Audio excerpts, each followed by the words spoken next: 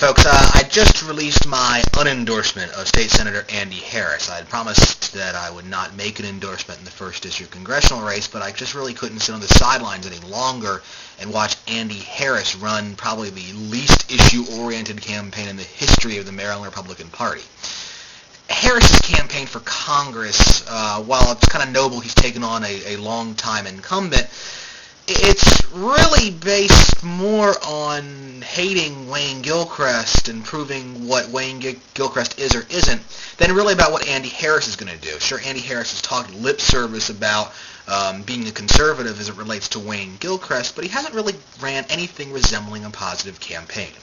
Harris's campaign has been based on negative campaigning and negative ads and spots talking about the liberalism of Wayne Gilchrist and E.J. Pipkin. And don't get me wrong, there's a place for negative campaigning, there's a place for contrasting and comparing records and those kind of aggressive tactics, but you have to put it in the context of something bigger.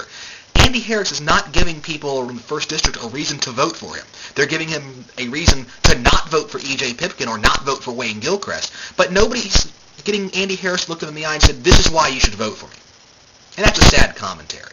I mean, Andy Harris's campaign has been so lack of issues oriented, has been so focused on negative campaigning, it makes Don Dwyer look like a policy wonk. I mean, that's how unrelated to issues Andy Harris has been in regards to his campaign. And I just think it's unfortunate, and that if Harris had spent any time talking about issues and talking about things that matter to the people of the 1st District, then he wouldn't have had to have worried about E.J. Pipkin's entrance into the race at the last minute. He would have had a solid campaign going against Gilchrist, and the Pipkin factor would not have mattered. So in an effort to combat this negative campaigning and to encourage candidates in the future to use negative campaigning judiciously, but to also incorporate some of their ideas into their campaign, I ask you to join me in saying, please do not elect Andy Harris to Congress.